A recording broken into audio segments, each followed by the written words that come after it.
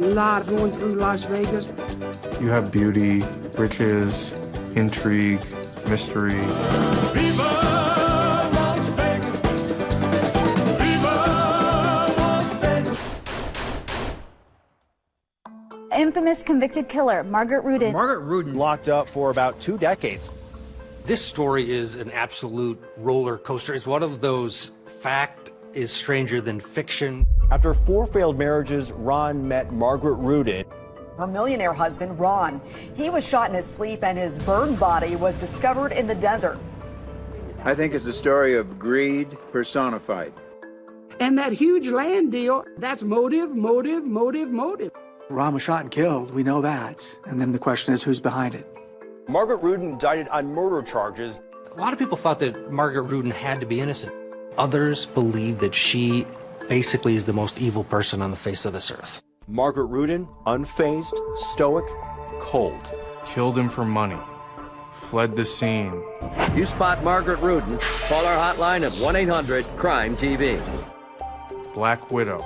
That's the persona from the media coverage and the fact that she was charged and convicted of murder. Find the defendant guilty.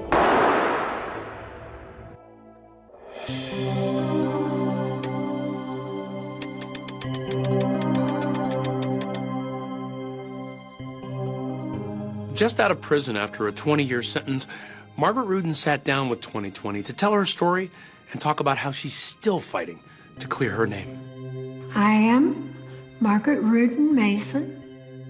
I did not kill Ron. They zeroed in on me. She's been locked up for the past 20 years for the brutal beheading and murder of her millionaire husband, Ron Rudin. They had no evidence. They had no witnesses. Margaret Rudin, dubbed the Black Widow of Las Vegas. Black Widow. Black Widow.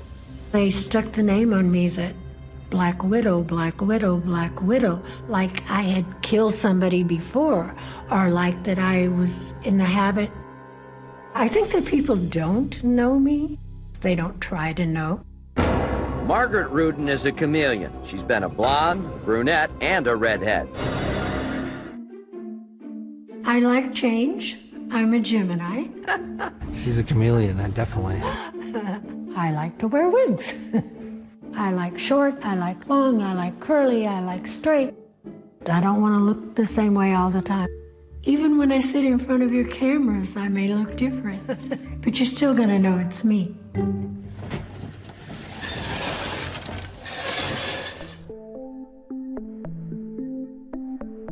I'm Greg Mullinex. I'm an attorney here in Fresno, California, and I represent Margaret Rudin.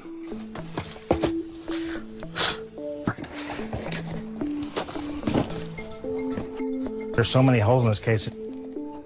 After going through all this stuff, considering everything, I'm convinced that Margaret Rudin's innocent. She was wrongly convicted. Even though it's circumstantial, all the evidence pointed to Margaret Rudin. I'm 100% convinced that Margaret was responsible for Ron's death. It was a mystery, which, quite truthfully, to this day hasn't been solved. What happened to Ron? We still don't know. 20 years later, they never checked on anyone but me. I want the truth to come out. I have waited a long time.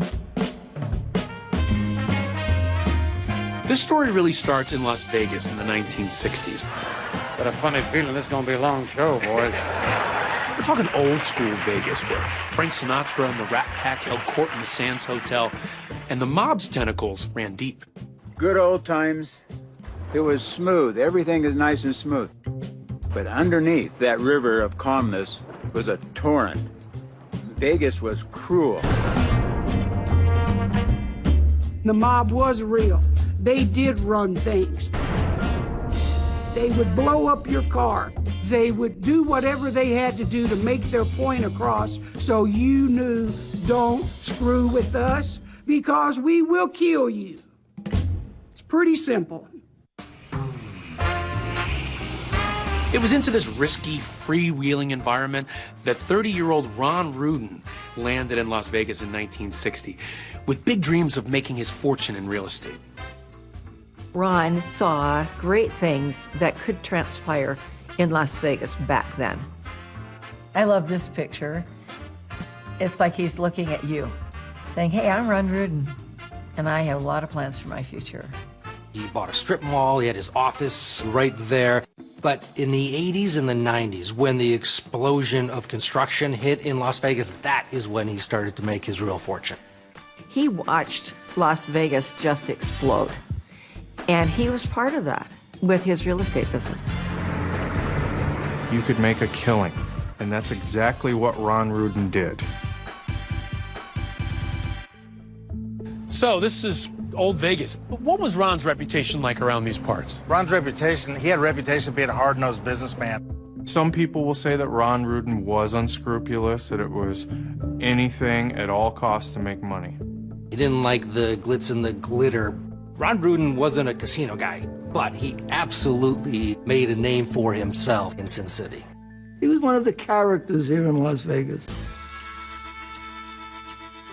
Ron would always wear cowboy boots, dressed all in black. Ron Rudin's style was a bit flashy, if you will.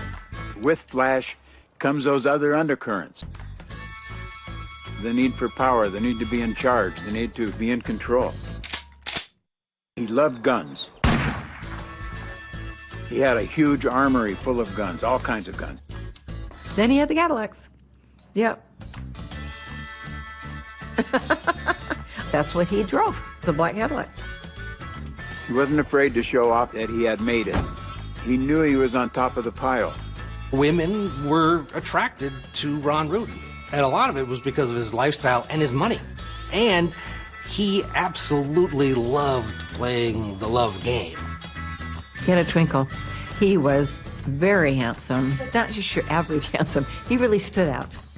And when it came to his marriages, Ron went through wives like a casino dealer goes through packs of cards. Ron Rudin was married a total of 5 times, and each one of those marriages was its own story. Ron's first marriage in 1962 to wife Donna lasted less than a year. After about an 8-year hiatus, he gets hitched to his second wife, Carolyn. While their marriage eventually failed, Ron kept a bracelet that she gave him with his name on it in diamonds, and he never took that thing off. Peggy was Ron's third wife, and this one appeared to be a happy marriage. But behind closed doors, Peggy suffered from severe depression, and that depression would manifest itself in the way of suicide. Peggy put a gun to her own head in the couple's bedroom. The gun that she used to kill herself with had Ron's fingerprints on it. It raised eyebrows. People thought maybe he killed Peggy. But there was a full investigation into her death, and it was, in fact, ruled a suicide. After getting married and splitting up for a 4th time, this time with wife Karen, just months after his divorce, in September of 1987, a woman in church caught his eye. A pretty 42-year-old blonde named Margaret Mason. Well, I had made a joke to one of my friends that went to our church.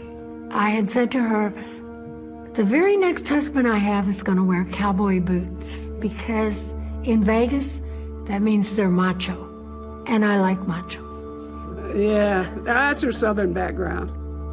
So one day she said, there's a guy over there behind us that keeps looking at you, and he's wearing cowboy boots. Well, she was very smitten with him.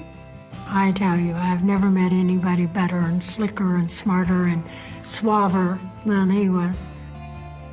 She just seemed like a really sweet person. And then I started hearing, you know, the other stuff. She didn't really realize what she had gotten into. One night, he said to me quietly, what would you say if I told you I murdered Peggy?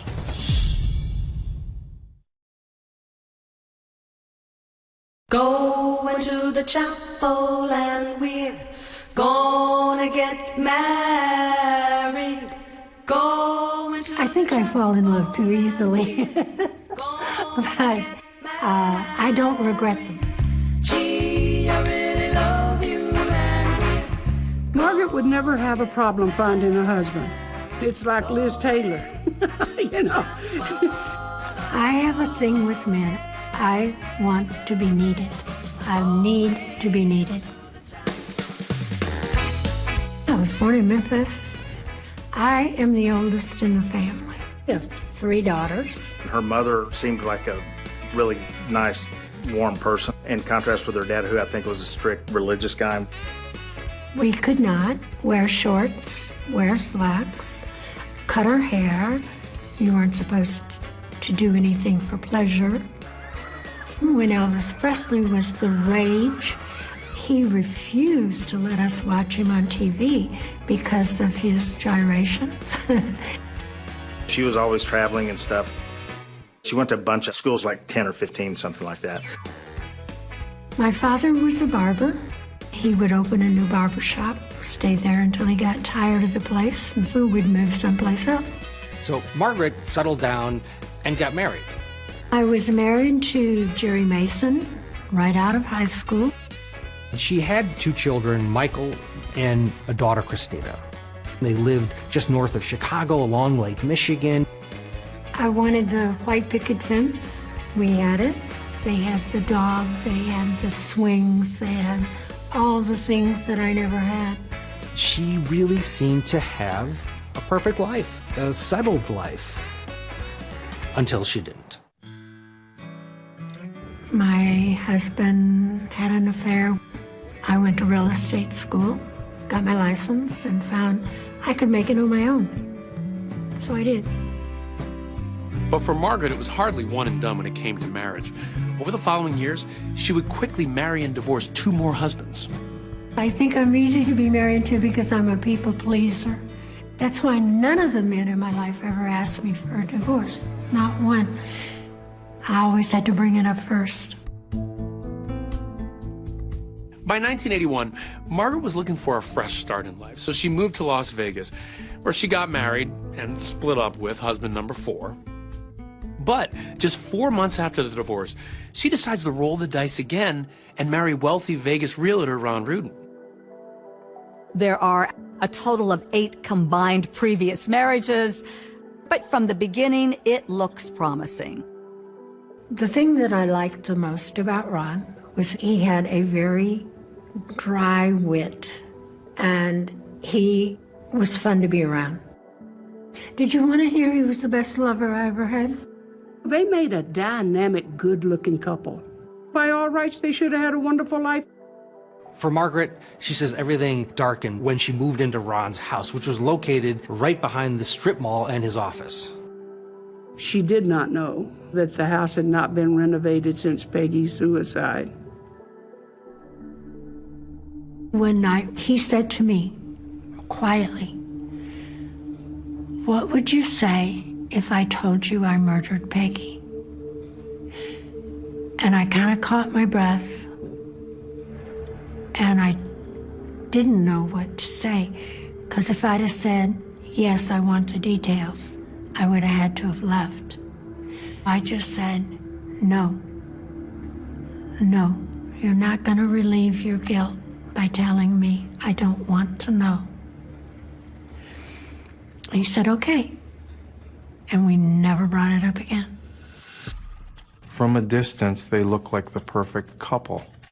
But behind the scenes, it was very volatile. Firearms, disputes about money, affairs. It wouldn't be long before Margaret discovers that Ron is having an affair with an IRS agent. In Margaret's case, she was allegedly having an affair with a man named Yehuda Sharon. He claims to be a former officer in the Mossad, which is Israel's intelligence agency. We weren't having an affair because I was married. If I hadn't have been married, he wasn't my type. Sharon also denied there was an affair. But the mutual jealousy and suspicion all came to a head one night when Margaret says she overheard Ron talking to a woman that he dated before they got married. And we got into an argument because he didn't care that I heard the conversation. It gets to a point where Margaret pulls a gun on Ron in the bedroom. He slapped me. And so I got the gun. He wrestled it out of my hand, and I knew that was the closest to death I was ever going to get. By the look on his face, And I said, okay, that's it, I'm out of here. And he said, no, you don't have to go. I promise you nothing like that'll ever happen again. They went and had some counseling. She got to understand him a little bit better. She loved him. She really didn't want to divorce him. It was Ron that went back to get Margaret. And people believe that Margaret stayed with Ron because she, at this point, was after his money. I called him, and he says, Margaret's diagramming out how she's going to split up all my money. And he says, I'm really getting nervous. I told him, you better watch your back. And to add to Ron's worries, at the time, he was knee-deep in a massive real estate development deal that he was struggling to get financing for. We're up here at the Lee Canyon property that Ron Rudin owned. It's near Mount Charleston. It's about an hour outside of Las Vegas, about 8,000 feet. And Ron had hoped to make a development up here. And apparently, Ron was expecting an offer on this property. He had several million invested in this project called the Retreat at Lee Canyon. Lee Canyon is currently a ski resort, but in the 90s, there were questions raised about how Ron was funding his plans for an RV resort at the location. Ron, at one point, apparently approached some people that were affiliated with organized crime seeking, money to help develop this place. Well, he got paranoid. The older he got and the worse he was drinking, and he really started getting paranoid. He had a horrible fear of people. And he had guns, but he was still always afraid.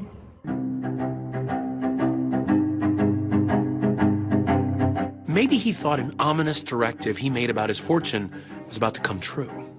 Ron almost seemed to predict his fate by putting in his will that if I were to ever die of foul play, look at the people around me who stand to benefit from this fortune. So that tells you something's not quite right. What would make a man have his attorney draw up a directive that says, in the event that I die under any strange circumstances, my death is to be investigated thoroughly? I think he was frightened.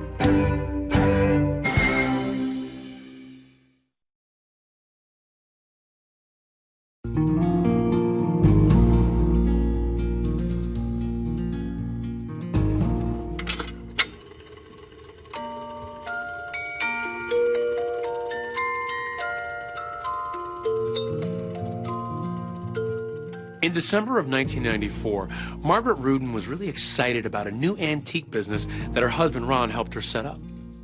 December 17th was Margaret's grand opening of her new antique store in Ron's strip mall. It was her big opening that weekend. Ron came because he kind of played host, like, this is my shop, this is my wife. I was excited about it because Ron was happy and being supportive. I thought it was going to all work out and be perfect. Margaret leaves the grand opening and goes home.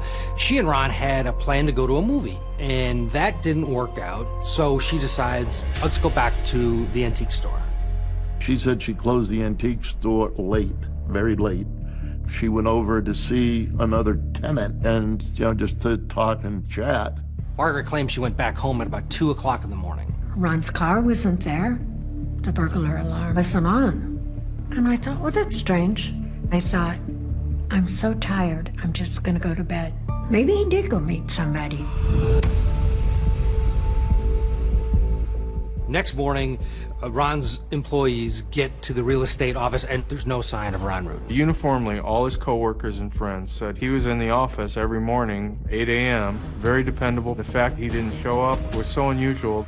Ron Rudin is one of these guys who tells people where he is at all times. He is never, ever missing. And now he is. I knew something he was going to be doing that most people didn't know about. He was selling the Lee Canyon property on Wednesday. So I knew that he might want to see it one last time. The first thing Margaret did on Monday morning when Ron wasn't home is she called her friend up on the mountain and said, have you seen Ron up there? And Ron used to keep a trailer up here. He would just spend the night in the trailer. And so they searched the whole property and there was no sign of Ron. She called all the relatives. She sounded very frightened, and she said, I don't know where Ron is. I don't know what to do. I don't know what's happened to him. I called missing persons the 19th, and the cop said, call us back when it's been 48 hours. Ron's coworkers and friends were immediately suspicious of Margaret. I call in the morning, the secretary says, he didn't come in this morning. I says, uh-oh. I turned to my wife. I says, I think Margaret did something to Ron. And detectives did a cursory search of the shop and the house. At that time, they didn't find anything that would give them, cause to investigate any further. When the detectives talked to her, she didn't seem to be worried about Ron being missing. She seemed to be more concerned about his finances. The suspicion only grew after investigators learned about that ominous directive that Ron added to his trust. Ron wrote in his will that if any of his beneficiaries were involved in his death, either directly or indirectly, that they should receive nothing. The will that if I die a violent death, take extraordinary means to investigate. So certainly there's a lot of motive there for Margaret. The police think this was about money, and that Margaret was greedy and she wanted his fortune. Margaret and the two trustees of Ron's estate were among the beneficiaries. According to Ron's attorney, Ron said Margaret was becoming, quote, vicious and violent. Without naming Margaret specifically, in 1991, Ron executed that secret directive to the trustees. 2 years later, though, things between them seemed to have improved, so Ron increased her share. Well, he increased it finally, I think it was 60%. And you generally don't give more to people that you're having a problem with. Because the cops were so focused on Margaret right out of the gate, they may have been overlooking another possible motive in Ron's disappearance, that huge Lee Canyon development project. Now, this deal that he was working on, that he disappeared 2 days before he was due to settle. Well, that's motive. And so that was one of the theories early on in the case, is that perhaps that dealing, that purchase, was perhaps behind the killing of Ron Rudin. Ron Rudin is missing for 4 days, and then a huge development. We heard that they found his Cadillac. This is the Crazy Horse 2 Gentlemen's Club here in Las Vegas. And the significance of this place is right behind this building is where Ron Rudin's car was found. Was there anything unusual about the condition of the car when they found it? Yes, it was backed into space, for one thing, and then it was covered with dirt and mud, and like it had been rained on in the dirt. And then inside the vehicle, they found 4 sets of muddy footprints. Ron was very meticulous with his car. He even hired a guy to keep his car clean. Now, I never believed that Ron had driven the Cadillac to the Topless Club. I always believed that it was placed there by someone that was involved. There were muddy footprints in the car, and they recovered fingerprints that didn't belong to either Ron or Margaret. It might be an indication that, the car was cleaned. Police also find clothing in the trunk. Despite all of these clues, weeks would then go by, and no more leads. Have you seen this man? He's Ron Rudin, a 64-year-old realtor well known in Las Vegas. In January of 1995, the trustees of Ron's estate put out a $25,000 reward for information leading to his whereabouts. And he was gone. No one ever saw him again until he was found. And a little ways up the hill, they found a bracelet, and it spelled out Ron in like diamonds. When this happened, it was kind of a big deal.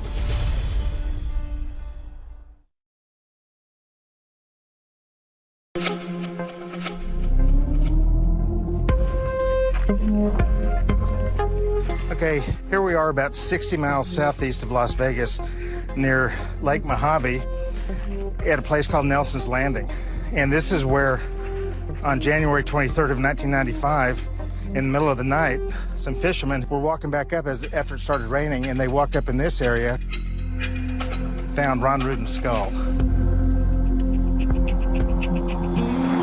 Well, it seems like the case was being actively investigated, but nothing was coming forward until his remains were found. They found a burned area over here that looked like some bones have been burnt there. When the cops came to tell me about Ron, your mind can't take so much at one time. They had said that Ron's skull had been found, that he was dead, he'd been shot. I was in shock. Well, that was heartbreaking, absolutely heartbreaking, you know, to think of him that way. So, Greg, what else was found up there? Okay, well, Ryan, you're standing by where they found Ron's remains, most of them, and then up here was Ron's gold bracelet, and it was unique because it had his name Ron, R-O-N, spelled out in diamonds. And that bracelet was Ron Rudin. There it was, Ron, written right on it. Now, when they found the skull, it had 4 bullet holes in it, 3 in the back, and then 1 from the front. They identified the skull as belonging to Ron Rudin because the teeth on the skull were still intact.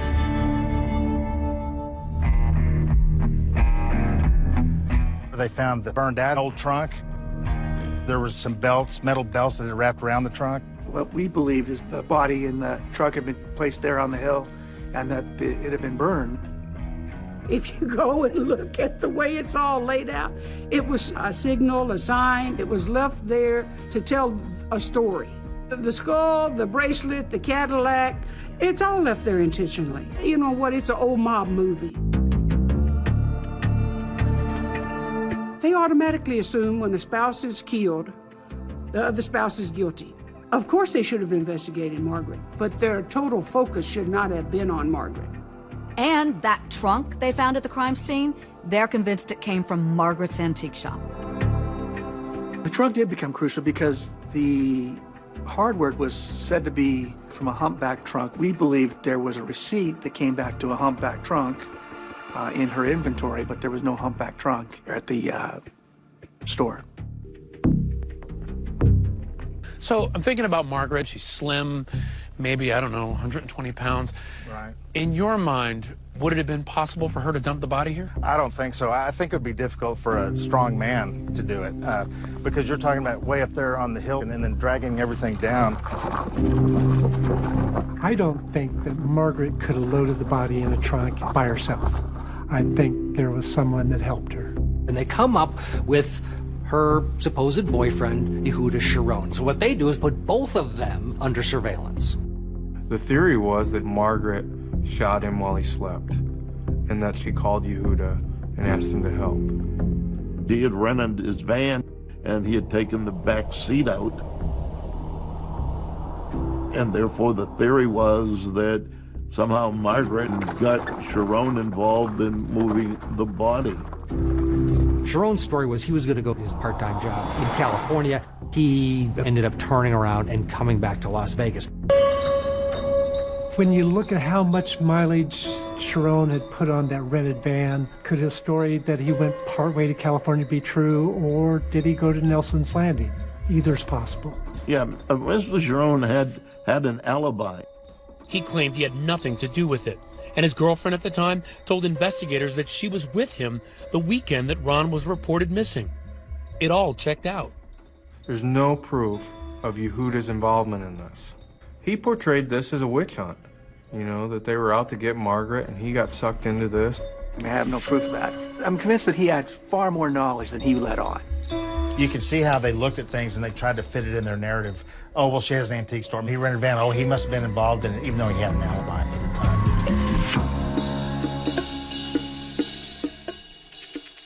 As the police were investigating and honing in on Margaret, they got a phone call from a handyman who told a remarkable story. Augustine Lovato tells investigators how he was hired by Margaret Rudin to clean up their home. That information would actually lead to Augustine Lovato receiving a $25,000 reward. He came forward and talking about all this blood that was found in the bedroom and all the alterations of the house that he had been asked to do. He would tell investigators he also notices a red substance sort of gurgling out of the bathtub, which he also thought potentially was blood. When he talked about it, he could hear this gurgling. It's a drain. You put it in, it drains out. You can find blood afterwards, fine, but it's not going to be gurgling 4 days later or an hour later.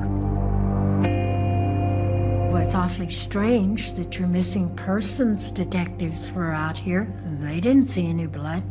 How did Lovato see something that wasn't there however many days before? She hired Lovato to remodel the bedroom, but Ron was still just a missing person at that time.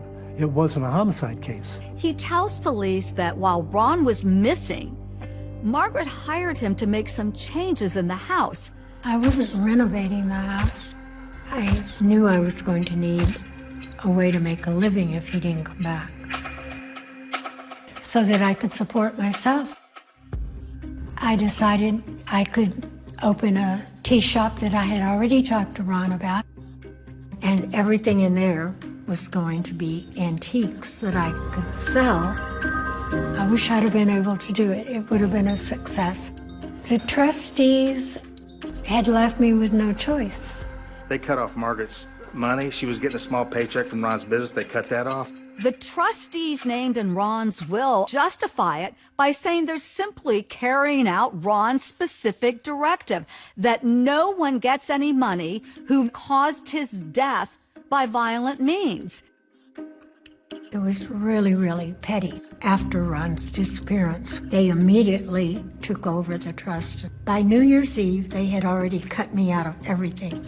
I no longer have my shop in Ron's property, so they were letting me have a message.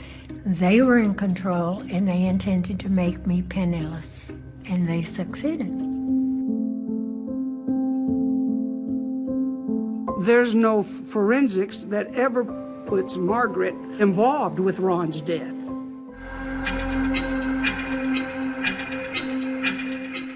As the criminal investigation continues, almost 2 years since Ron's murder, something happens.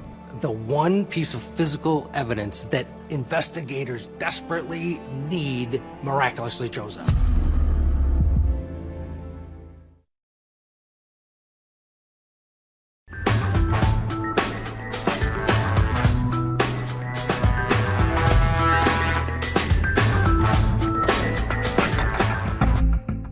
It's 1 year after Ron's death, and Margaret is fighting two big battles. One, the trustees of her husband's estate, his $12 million estate, are keeping her from getting any money. Secondly, she's under suspicion for murder. And she's just being bled dry. I mean, she's got no income. They're trashing her name everywhere. The newspapers even were saying, first time a murder case is going to be settled in a civil trial against Margaret Rudin. It was right before she was to testify. From a criminal perspective, we were really looking forward to her testimony. That was going to be very, very telling. If the trustees can convince the civil courts that she, Margaret, in fact is responsible for the death of her husband, she will not be entitled to any of the $12 million. Ron trusted me.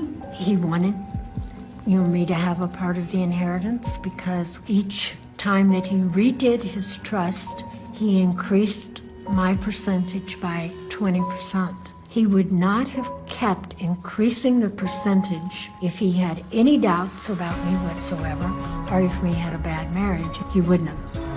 The battle ends up just basically fizzling out. Margaret ends up settling for $600,000. And if you take out the $429,000 that she owes her attorneys, far cry from the millions that she was set to inherit if indeed he had died of natural causes or she wasn't under any suspicion. This was a very tricky investigation, and the police struggled for a long time to discern exactly how Ron was murdered. And they suspected he'd been shot while he was sleeping, but they never had the murder weapon.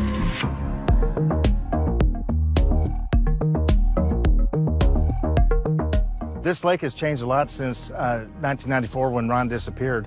And out here is where they found the gun. This is Lake Mead, and this is Pyramid Island. July 21st of 1996, scuba divers used to have scuba schools here. And so one day, some scuba divers noticed some debris 10 to 15 feet out from the shore. They swam down there and brought it out, and it was a 22 caliber gun with a built-in silencer.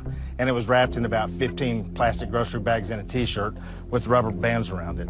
It's a gun. They take it to the park ranger. Then that ranger brings it to police. Now here's the thing. The gun sat in police storage for about a year. It's now 1997, 2 years after the murder of Ron Rudin. There is still no indictment against Margaret.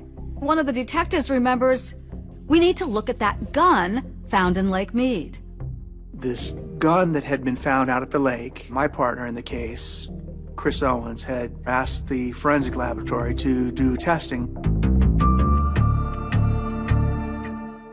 Detective Vaccaro and Detective Ramos both were going around saying we'll never be able to find the murder weapon because we won't be able to match the bullets fragments that were recovered from the skull to the gun. And all of a sudden the bullets matched.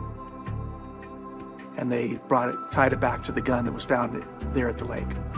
Oh, that was a big, big linchpin in the case, because all of a sudden now we had this murder weapon. It was a gun that had a silencer on it, so it all made sense that this could be a gun that was used in the actual crime scene itself.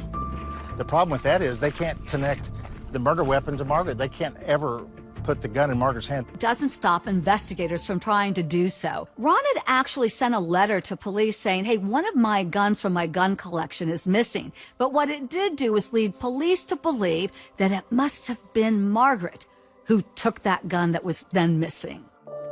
Ron had left a report with ATF indicating that that gun had turned up missing about the time that he and Margaret had separated.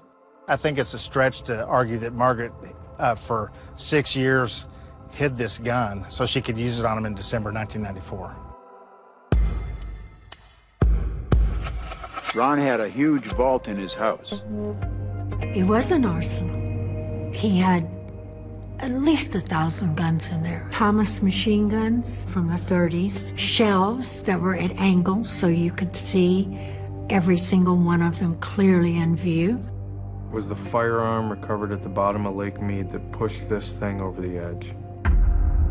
Ron's car found at the Crazy Horse, the trunk found in the desert, the handyman story, none of it was enough to indict Margaret Rudin. But now there's a gun, and it's a gun they believe was the one used to kill Ron, taken by Margaret. Now they have what they've been trying to get for years. I think with that was the piece that they felt that they needed to go to a grand jury. We found the gun. And then 3 years after the disappearance of Mr. Rudin, Margaret is indicted. Here comes the interesting part now. They called Margaret's attorney, and they said, hey, guess what? We got a murder warrant for Margaret, and we need her to turn herself in. And the attorney promptly said, I don't know where she is. She's disappeared. That no. Police were flabbergasted. Sometime toward the end of March of 1997, Margaret finally got fed up with everything. She was running out of money, couldn't get a job because she was the Black Widow of Las Vegas. Well, she left before she was ever indicted, and there's no crime about leaving and going anywhere if you're not under indictment. Margaret got scared. She could tell it wasn't going in a good direction for her. At that time, I think I was so ready for a nervous breakdown, I didn't think that far ahead. Just wanted to get out of Vegas. She went on the lam. You spot Margaret Rudin, call our hotline. She outsmarted all of them. She knew how to stay alive. And if I told you what happened next, you wouldn't believe it.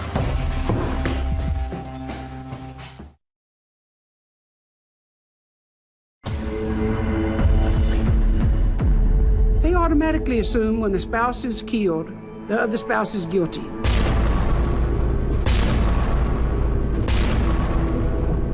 Love makes the world go round, but money greases the wheels. there's no sign of Ron Rudin. And he was gone. Margaret Rudin, dubbed the Black Widow of Las Vegas. The Nevada Black Widow. They never checked on anyone but me. You spot Margaret Rudin, call our hotline of 1-800-CRIME-TV. She had at least 2, if not 3 wigs. And then we came across several IDs. She went on the lam. She outsmarted all of them. I mean, how often could you be that lucky? Margaret just doesn't know that luck is going to run out. 42 years. That is the worst trial that I've ever had. You were wrong doing that. It's unfair to Mrs. Rudin, Judge. Listen to me. They had no evidence. They had no witnesses. There's no fingerprints, DNA, no forensics. It was a circus. My right side. Whole body would have to go this way. I made a ruling and it sticks. This was just a travesty of justice, and I was part of that travesty. And it's the biggest regret of my life. It really is. Sometimes what happens in Vegas stays in Vegas. And sometimes it goes on the run. Why would you flee if you were innocent?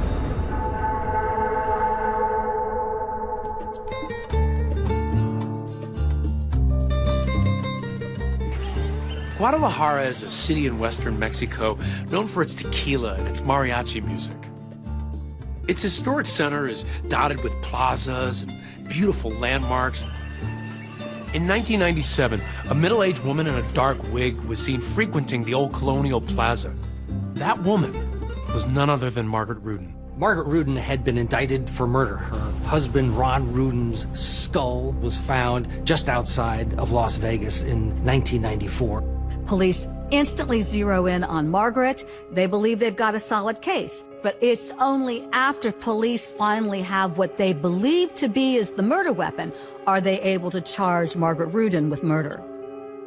Everything that had gone wrong, the way it was handled by the police and the prosecutors, and I got really scared. I did not feel comfortable anymore because they can do whatever they want to do with somebody's life. I wasn't going to get a chance to prove myself. She did call me and say they think that I did it. She always said she did not do it. She never admitted that I know of that she was guilty, and she ran. When Margaret fled, it cemented public opinion, right? People thought she was guilty, right? Why would you flee if you were innocent? I left for, I thought, a better life than what I had in Vegas. I wanted peace of mind. Mexico, they don't care where you're from. They don't pay attention to you. Once Margaret ends up in Guadalajara, she finds an apartment in a building with mostly other Americans, and she sort of works into the fabric of the downtown atmosphere of this Mexican city. I love Mexico. I like their way of life. Nobody knew me. And I thought, this is a good place to live. Meanwhile, back in the U.S., Margaret may have been gone, but she was not forgotten. She was on the FBI's most wanted list. This is going to be a true test for Margaret Rudin. 53 years old, no criminal record. She has to figure out how to survive life on the run.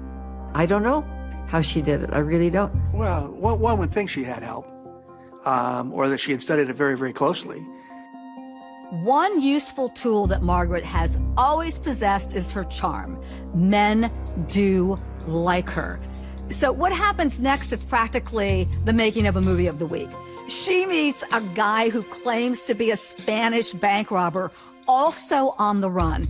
Oh, it was great. He was a wonderful companion. He was not my boyfriend.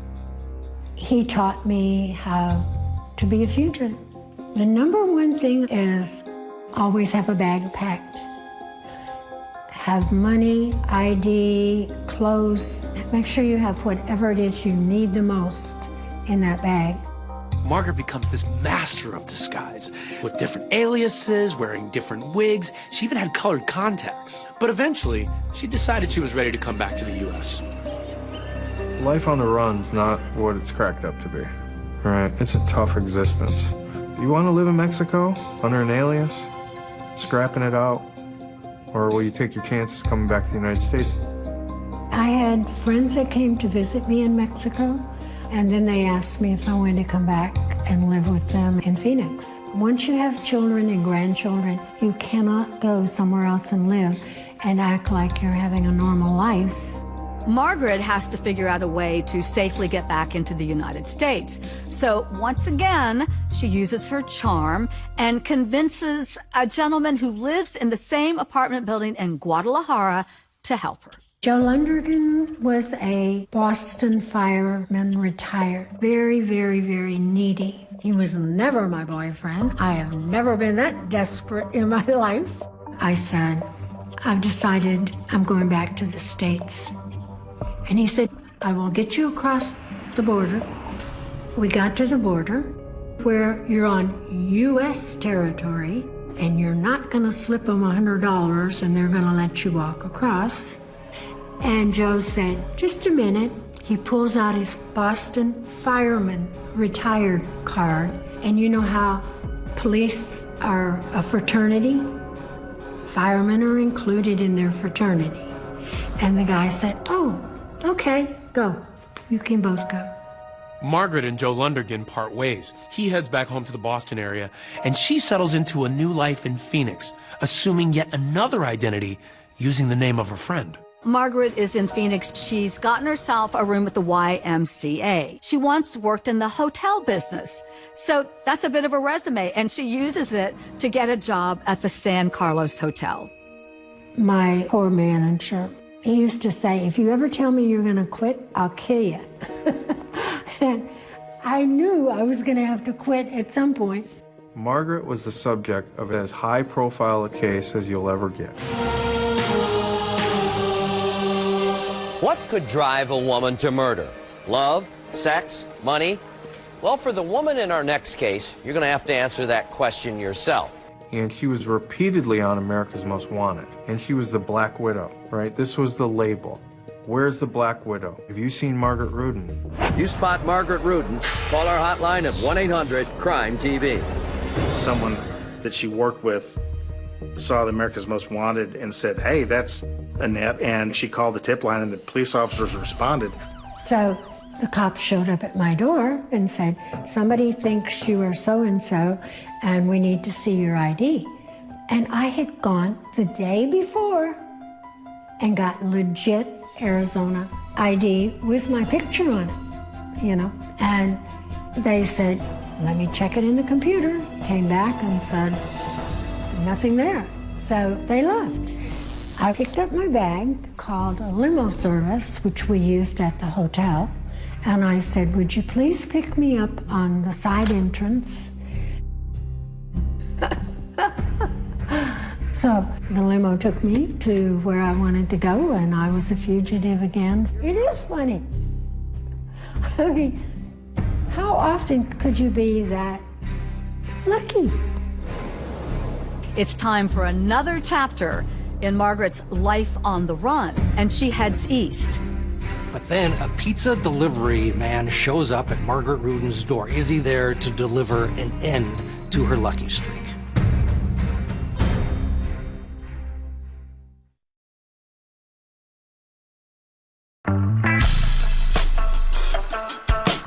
Revere, Massachusetts is a community that's just 6 miles north of Boston. It's a blue-collar community, very diverse, and with the USA's oldest beach is Revere Beach. This area was kind of known as the Boston mob community, but this is where they operated in that general vicinity. No one asked many questions in Revere. Margaret barely makes it out of Phoenix when she hears from a friend that Joe Lundergan needs her help. And Joe said, I have 2 knee surgeries and hip surgery. And would you ask Margaret if she would come take care of me? Margaret is able to, in Revere, carve out a new life on the run. Margaret lived in a kind of a rundown little apartment. You had to walk up 2 or 3 flights of stairs. It was kind of grimy and dirty and dark. was so different than her life of luxury in Las Vegas. Her new name is Lee Brown. The other one was Susan Simmons, and she had at least 2, if not 3 wigs, and she wore them frequently. You know, it wasn't to be deceptive in any way, it's just my sense of style. People of Revere, they all liked Margaret, right? She was real popular. I first met Margaret back in October of '99. I'd do photocopies for her. Then she would bring me in some IDs, and I would laminate them for her. And she was very pleasant, really nice. I really like Massachusetts. I like the people. They're very honest and sincere and forthright. Even on the run, for Margaret, there's always time for romance. Turns out Margaret's got a new boyfriend. He's a younger guy who lives in the same building as Margaret, but 1 floor down. The idea that she is the focus of an international woman hunt. You spot Margaret Rudin, call our hotline of 1-800-CRIME-TV. But then also live a somewhat normal life is uncanny. But when you're on the lam, it's the little things that get you. One of Margaret's seemingly mundane activities proves to be her undoing. She goes frequently to the Revere post office. And they got a tip, hey, this woman looks like the fugitive that's being broadcast on America's Most Wanted. They got a tip that Margaret Rudin was in fact mailing packages from a Revere post office. So we immediately went over to the post office and showed her picture. Post office people says, yeah, that's her. That's her, and she lives right over there. And that's how they found me. November 5th, 1999. The team got together and decided to position ourselves around here. They came up with kind of a unique sting operation to pry her out, which was a law enforcement officer posed as a pizza delivery man. We had Officer Joe Peppert on a Domino's shirt, a Domino's hat. We all went up the stairs, gained peaceful entry, filed up the stairs to her apartment, which is on the 2nd floor, and proceeded to knock on the door. When they said, "Pizza man," and I went to Joe's bedroom and I said, "Answer the door." And as soon as the door opened, we rushed in, and the first person I came to was Mr. Lundgren. I pat him down really quickly, shifted him, and passed him to the next guy. They came in like gangbusters. They're coming down this narrow hallway, and they're coming in with their guns drawn. There's a entrance to a bathroom. We open the door, and we see a female in there. All I did was step back into the door of the bathroom. And immediately, he was a highway patrolman. He was a wonderful young man. He came in, and he said, "Are you Margaret Rudin?" I said, "Of course I am. You know I am." I said to her, "You know what this is about, Margaret?" She goes, "Yeah, this is about Las Vegas." At that point, she was placed in handcuffs with no issues whatsoever.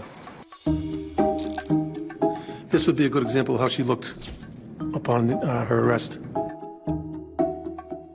And then she had all her things scattered all over the room, to include wigs. And then we came across several IDs. She took deliberate, proactive measures to conceal her identity. People of Revere were absolutely stunned beyond belief when it came out that she was wanted for murder in Las Vegas. This doesn't jive with the person that I knew. The pleasantness of her, that's not something that you could hide. I don't know, I tend to have my doubts. Margaret Rudin's run from the law ended in Revere, indicted more than 2 years ago for the 1994 murder of her husband, Las Vegas realtor Ron Rudin. Now that she's caught, she's the focus of everybody's attention. Margaret Rudin's fugitive days were over, but not her efforts to escape justice. And they're bringing her from Massachusetts back to Las Vegas. It sells papers. It keeps the hoopla going. This is what Margaret Rudin looked like when corrections officers booked her Sunday morning. They convict somebody before they're ever setting foot into a courtroom. And now all this anticipation is building as day one in the courtroom is on the horizon. You would be relieved, you know, to find out if in fact she really did it, and we would find out in court, and we could see it whenever we wanted to. There's a lot here at stake. Margaret's life is at stake. But would Margaret's fate hinge on the testimony of a surprising witness for the prosecution? Her own sister. What did Margaret respond? She said, "I don't give a."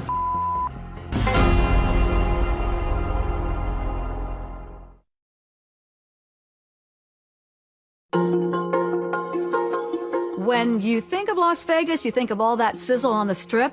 Now it's all moved to the Clark County Courthouse, where Margaret Rudin is about to face trial for murder. March 2nd, 2001, it is time for the Rudin trial. Adding to the drama inside the courtroom, this trial would make its way into living rooms across America. It was put on cable television. Good morning and welcome to Open Court here on Court TV. I think this was the first trial to go gavel to gavel on Court TV. State of Nevada versus Margaret Rudin. The world is watching as this woman who has been on the run, accused of murder, is now sitting in the defendant's chair. I did not know the magnitude until trial started. There's a lot riding on the case, and I remember really feeling the weight of that case. I've never talked about the Margaret Rudin case. The state ready to proceed? Yes, Your Honor. They hand me the file, and he says, "This is going to be a tough one." Mr. Owens. In opening statements, the prosecution portrays Margaret to the jury as a ruthless, greedy woman who will do anything to get her husband's millions. The evidence will show at the time of Ronald Rudin's death, Margaret Rudin was a 60% beneficiary of that properties and assets that were in that trust. And in comes Michael Amador. All right, Mr. Amador.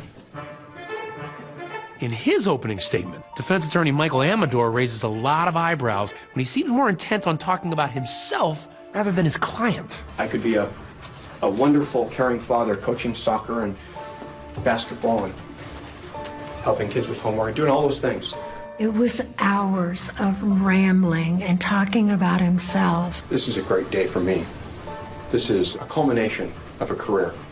The purpose of an opening statement is just to indicate what the evidence is going to tend to show and not go into your personal beliefs and your passion and your soccer dad. I never heard that in an opening statement in my life. I remember minutes into the opening statement of the defense saying to my co-counsel, "Hey, give me a cigarette, this thing's over." And I don't smoke. Things started out bad and they went to worse by the first day. Prosecutors lay out their case that Margaret shot Ron to death in their house. And experts testify that they found traces of Ron's blood spatter in the bedroom. The spatter that you saw in this case that you described was consistent with what you've seen previously as well with regard to gunshot wounds and high-velocity spray. Yes, it is. The conclusions that were being drawn that because there was the blood, therefore this had to be the place. But the place for what? What type of a scene was this? Suicide. And could you tell the jury where that was? In the bedroom. In the middle of the trial, this astounding revelation comes to light when the jurors learned that Ron Rudin's third wife, Peggy, had actually shot herself in the head in that very bedroom. No, we found blood evidence of blood spatter. Well, that was contaminated by the suicide of Peggy Rudin. That really cut a different way than they wanted to. As for the murder weapon, the prosecution links the gun that was found at Lake Mead to Margaret, saying Ron had reported to the ATF that the gun went missing from his collection back in 1988, right at the time that Margaret was moving out of the house. A year into the marriage when they were having the divorce problems. That gun had turned up missing about the time that he and Margaret had separated, and he believed that she had taken the gun. If she somehow is so clever that she's kept this gun under lock and key such that no one knows where it is, she brings it out right to the place where it could be found. And that's what you have to believe beyond a reasonable doubt. One of the major pieces that the state honed in on was a trunk. They claimed that Margaret had stuffed the body in it somehow, took it out there, burned it, and now what they're trying to do is tie the trunk into Margaret Rudin. And to help make that connection, the prosecution calls Bruce Honeback. He's an antiques dealer who claimed he sold the trunk to Margaret. Can you tell me when it was that you sold this particular trunk to Margaret Rudin? At the very beginning of our relationship. So, late spring, early summer? Yes, sir. Of 1994? Yes, sir. Investigators always believed that Margaret had helped transporting that trunk, and they pointed the finger at her suspected paramour, Yehuda Sharon. In what looks to be a major nail in the proverbial coffin of Margaret's case, Yehuda Sharon is called to the stand as a prosecution witness. Yehuda, okay, check this out. They told him, we're going to charge you with the same murder that we're charging her with. However, if you flip, we'll give you total immunity. Now, what's up with that? I know that I received immunity. From what? I have no idea. Did you kill Ron Rudin? No, I did not. Did you help kill Ron Rudin? No, I did not. Did you help dispose of his body? No, I did not. Did you go up to Nelson's Landing in December of 1994? No, I did not. And it still baffles me to this day. How do you give him immunity and you don't know what he's going to testify to? No charges were ever brought against Sharon. It turns out that the attempt to get something out of Yehuda Sharon just fizzled. The prosecution now puts a lot of its hopes on the next witness, Margaret's sister Donna. Why is it that you testify as you have today? Because it's the truth. Because I felt it's what I had to do. Donna wasn't my friend. She never had been my friend. She's very difficult, and I don't trust her any further than I can throw her. Donna testified about how she helped Margaret take financial documents from Ron's desk. Donna's not finished. She tells the jury that the day after Ron went missing, Margaret said to her, you know, I talked to the police about Ron in the past tense. I said, I hope that doesn't mean that you know something. And what did Margaret respond? She said, I don't give a... And the surprises and curveballs just keep coming. Early in the trial, Amador drops this bombshell. The problem here is not a lack of diligence on the part of myself and my staff, but insufficient time to fully prepare the entire case, or the time and the funds to fully investigate and interview all of the witnesses. The issue is Margaret Rudin's right to a fair trial. Astoundingly, Michael Amador, the defense attorney, asks the judge to declare a mistrial. I will also be moving to withdraw as attorney of record on behalf of Margaret Rudin. Michael Amador wasn't who he said he was. One thing that I've learned over the years, you better have a voice because you can't depend on somebody else. The trial is not a perfect thing. Ms. Rudin has not been denied her rights under the Constitution. Based upon the foregoing, the motion for mistrial is denied. But the closing act of this three-ring circus of a trial was yet to come. Tom Pitaro takes over as lead defense attorney, and he pulls a stunt that will make jaws drop in the courtroom again. So you have to go shoot here, either bang, bang, 1 or 2 times, correct? Yes. Bang, bang. I sort of blew up on that. I made a ruling and it sticks.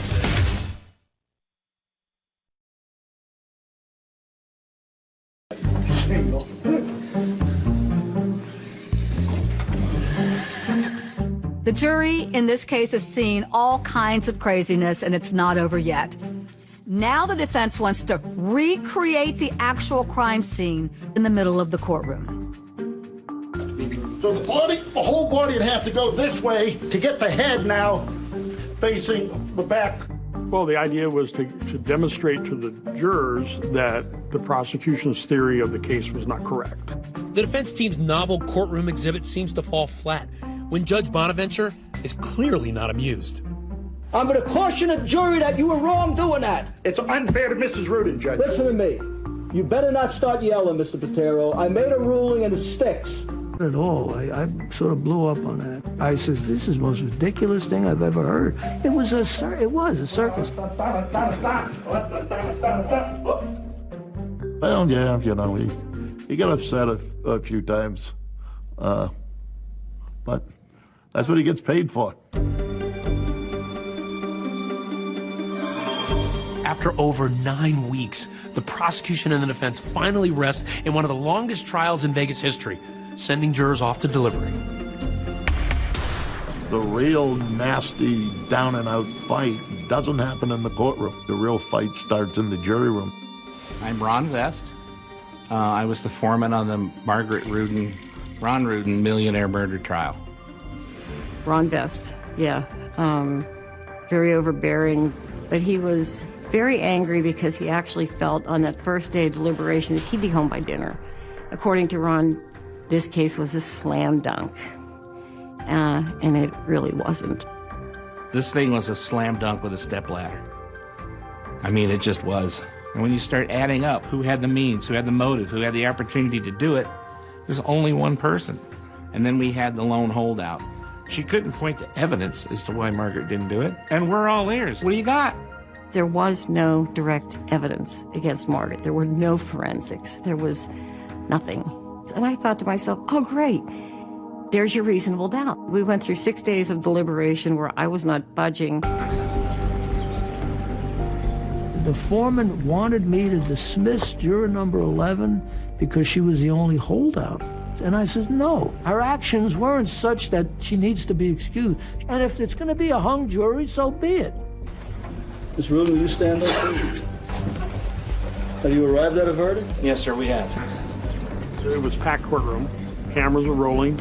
There was a lot of suspense because the jury had been out for quite a while. Oh, it's tense. It was really tense. I can remember standing up and reading the charges, and then I sit on the count 2 and murder count in the first degree. We find the defendant. And I can remember pausing briefly and symbolically. We find the defendant guilty. When the verdict was read, you hear somebody sobbing. That was me. Because I caved. And all I could do was look up at Tom Patero and Margaret Rudin and mouth, I'm sorry. I'm very ashamed of myself that I let that happen. It's the biggest regret of my life. It really is. When they came back saying guilty of all counts, I was surprised. I was surprised at that. You know, juror number 11 should have stuck to her guns. When she came out guilty, you know, we were all relieved, you know, that she was going to go to prison. Margaret Rudin was looking at me when I said guilty, because I know she did it. And she didn't even blink. It was a blackout. It's sort of like when the cops came to tell me about Ron, and then your mind goes, I can't take anymore. I don't know how to take it. The court sentences you to life imprisonment with the possibility of parole. None of this ever had to happen. What no one really knew at the time, except for a handful of people, was that Margaret Rudin was offered plea deals multiple times. There had been so many issues with regards to the trial itself that we were concerned about, you know, what would happen with appeals. They, being the prosecution, were going to give her credit for time served.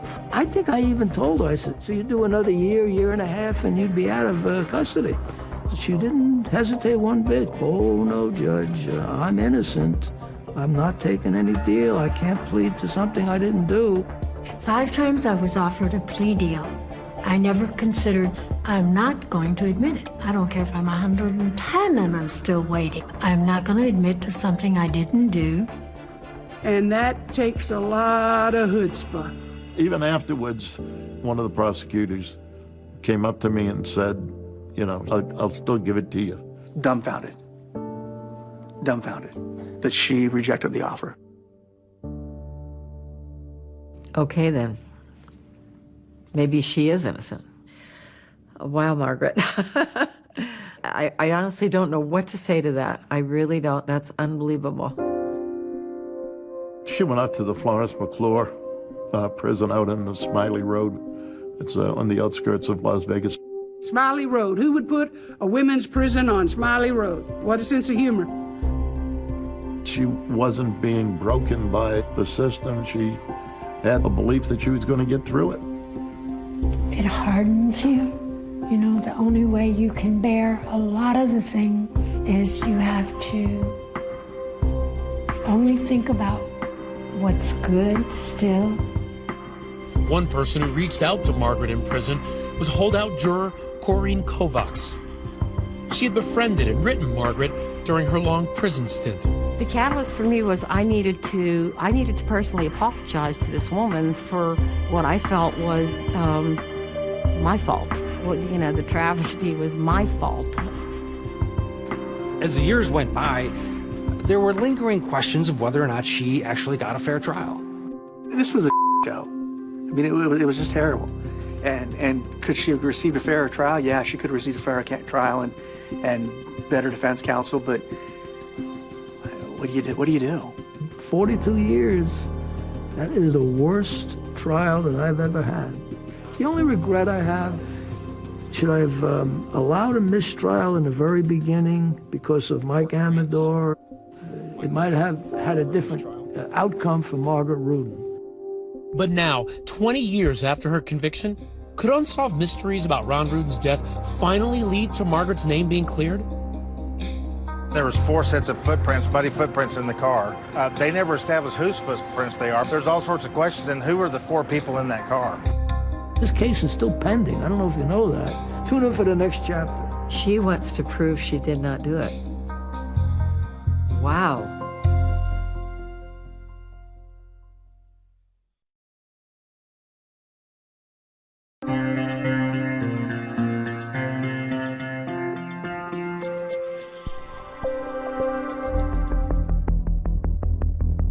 Even behind bars, Margaret Rudin was insistent she was innocent. She files an appeal to have her conviction overturned on the basis of ineffective counsel. First of all, after my trial, it was in front of another judge, and she heard the evidence, and she said, yeah, it was ineffective assistance of counsel. I'm going to grant this and grant a new trial. Well, there you go. But then 2 years later, the Nevada Supreme Court reversed that decision over a legal technicality. I was just looking at the Ninth Circuit Court of Appeals website and saw one that involved a murder in Las Vegas, and I thought, well, that looks kind of interesting. I just started getting mad, and I started reading it over again because I couldn't believe it. So I went out there and met her, and then I agreed to represent her if she got a new trial. There's no fingerprints, DNA, no forensics that puts her at the crime scene. She's not stupid enough to kill Ron Rudin in the bedroom of their home, put him in a trunk from her antique store, haul him out and burn him and leave him. I would really like to be able to exonerate my name. Yes, I have the energy to sit through another trial. Innocent. I would be proven innocent. Margaret appealed again, and the case is currently pending, waiting for a federal judge to make a ruling on whether she gets a new trial. Why are you convinced that she didn't do it? Because the physical evidence just doesn't add up. They didn't have a strong enough lead defense attorney to challenge all the evidence that was admitted at trial. Mullenix says one of those key pieces of evidence is the murder weapon. Remember, prosecutors made the case that Ron had reported the gun missing back in 1988, and that Margaret had taken the gun and used it to kill him. She had an opportunity to take the weapon in '88, and she probably just kept possession of it for all those years. There's no evidence that the gun is the same gun. There's no serial number of this gun being reported missing. The state says there's a letter that implies that Margaret took the gun when she moved out of the house. What do you say to that? Well, I've got the letter right here, and Ron Rudin wrote it back in 1988, and he says that he has a suspicion that the gun was packed away or taken by person or persons unknown during my wife's packing her furniture and personal belongings for storage. So it could have been anybody? It could have been anybody. He had hundreds of guns in that house. Another key piece of evidence that Mullenix says helped sway the jury was that burned-out antique trunk that contained Ron's remains. Remember, an antique dealer testified he sold the trunk to Margaret. Can you tell me when it was that you sold this particular trunk to Margaret Rudin? Right at the very beginning of our, at the very beginning of our relationship. So here we got a guy that supposedly sold her the trunk. To me, that was one of the bigger factors in the conviction. It turns out that the guy who originally sold the witness that trunk came forward after watching him testify on court TV. The person says, hey man, I did not sell that trunk to him. I sold him something else. Yes, I remember a small case like we carry roller skates in. He said, that's it. And I said, Bruce, that little case is too small to put a cadaver in. But the jury didn't hear from that man until after the defense had rested. Mullinex contends by that time what he had to say was ineffective. And when we asked the jury foreman about that testimony, he told us he doesn't even remember it. But this is the first time hearing of this. You know, when you sit there for over 2 months and you have what you think are all the facts presented at the time, you don't like to hear later that the antique trunk dealer who said, I sold her that trunk, has been debunked. You don't like to hear that. Mullinex says there are a lot of mysteries surrounding Ron's murder that remain unanswered a quarter of a century later, including the riddle of what was found inside Ron Rudin's abandoned Cadillac. There was 4 sets of footprints, muddy footprints in the car. They never established whose footprints they are. They also found clothes in the trunk of the car. Those clothes were never tested for DNA. Instead of answering questions, they raised more questions than answers. Back then, DNA was different than it is today. Bring it out. You still got to have the proof somewhere. Bring it out. Let's have it under DNA standards today. Even former prosecutor Gary Guyman says that there were investigative avenues that weren't fully pursued, like that huge Lee Canyon real estate deal Rudin was working on that was set to close just days after he went missing. Yeah, I always believed there was fodder in the Lee Canyon business dealings, but it never got developed. And there's just seems like there's so much left in the process. He was involved with some very wide assortment of not so nice people. And when they found a body out there at the lake, I mean, for me, that just kind of has mob written all over it. I just hope that the court in Las Vegas would order a new trial and that this matter could be settled. The chances, I don't know. It's up to a judge right now. Okay, but this is Vegas. Would you say the odds are in your favor? I would say the odds should be in our favor because, remember, Margaret was granted a new trial back in 2008. Infamous convicted killer Margaret Rudin, dubbed the Black Widow of Las Vegas, has just been let out of prison. Margaret Rudin's life is about to change drastically. What lies ahead does not involve handcuffs, bars, or prison guards. Oh my God, more than one time did I say to her on the phone, you're gonna get out, and the day you are, I'm gonna be there.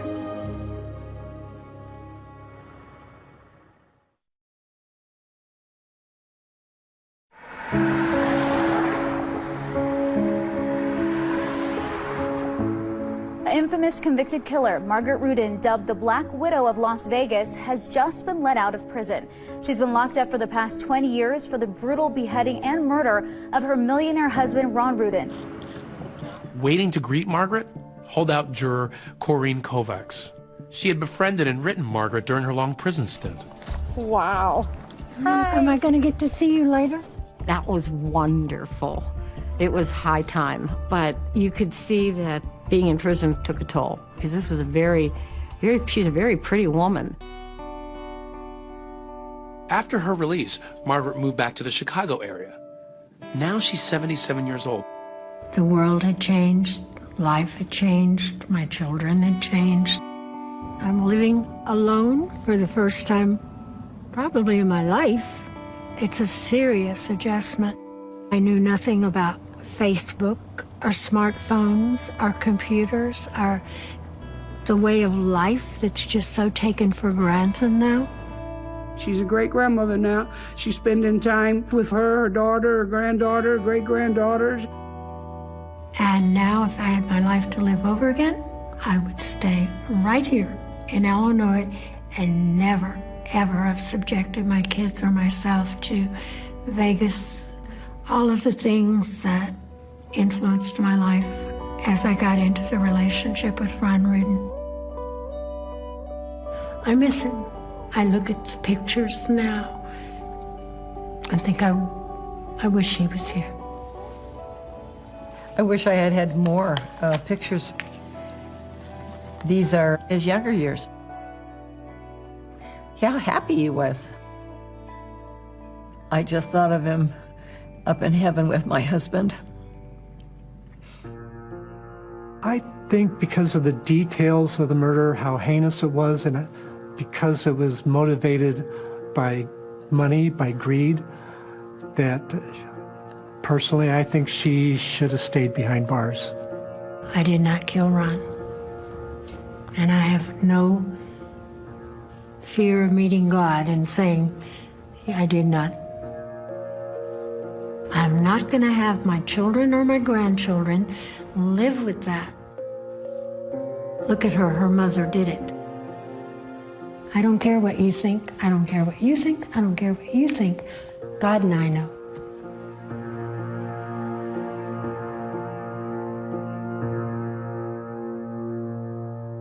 Margaret Rudin's request for a new trial is still in front of a federal court. She's been waiting now 4 years for a decision. And remember, Margaret is now 77 years old. She still hopes to clear her name. Do you think she deserves a new trial? Let us know using hashtag ABC2020. In the meantime, that is 2020 for tonight. From all of us here at ABC News, thanks for watching. I'm David Muir. And I'm Amy Robach. Have a great night. Có lúc muốn biết em với anh là gì, chỉ là bản thân chơi với nhau không cần gì, mà sao từng phút giây tình yêu nào có hay cứ đến với ta chẳng thể nào kịp nhận ra. Anh vẫn cứ nhớ nhung đến em hàng ngày. Em là tình yêu hay lẽ sống trên đời này, nàng như là đóa hoa một thiên thần sứ, xa khiến cho ta ngất ngây không tìm được lối ra. Chẳng biết đến bao giờ nào đâu có anh ngờ tình yêu đã lỡ trao cho nhau. Nguyện yêu mãi không rời đành cứ thế thôi người, sâu trong trái tim anh hằng mong ước. Muốn nói với em bao điều, dù cho trời đổi thay em là người anh không thể thiếu. Anh sẽ mãi mãi yêu em như vậy, chỉ mong là chúng ta tình yêu sẽ đong đầy. Mỗi lần gặp em trên phố anh cũng chẳng biết nói gì hơn, em cứ xinh mà không cần phải cố. Ai cũng biết em là mai cơn, chẳng cần đau khổ mỗi khi âu sầu, vì em đã có anh ở bên, những kỷ niệm mà vẫn giữ trong đầu. Anh luôn đặt nó ở trên, về anh yêu em hơn tất cả. Dẫu cho sau này nắng mưa anh không bao giờ sợ vất vả, dành cho em thì anh sẽ luôn dư thừa, bởi vì tình yêu ngọt như ly sữa trắng, cũng bị đắng như tất cả về đến. Em cứ yên tâm không cần lo lắng, đã có anh mà đi hết ưu phiền. Nên là muốn nói với em bao điều, dù cho trời đổi thay em là người anh không thể thiếu. Anh sẽ mãi mãi yêu em như vậy, chỉ mong là chúng ta tình yêu sẽ đong đầy. La la la la, la la la la, la la la la, la la la la, la la la la, la la la la, la la la. Và sau tất cả anh đã tự hỏi về tình cảm của chúng ta, bất chấp mọi thứ để đến với em, rồi cuối cùng anh đã có thể nghĩ em là đây như thế đó anh sẽ yêu thật lòng. Sự thật là rất khó để thế giới luôn màu hồng, mặc cho ngàn khó khăn làm ta về cách ngàn nhưng vẫn mãi bên chẳng bao giờ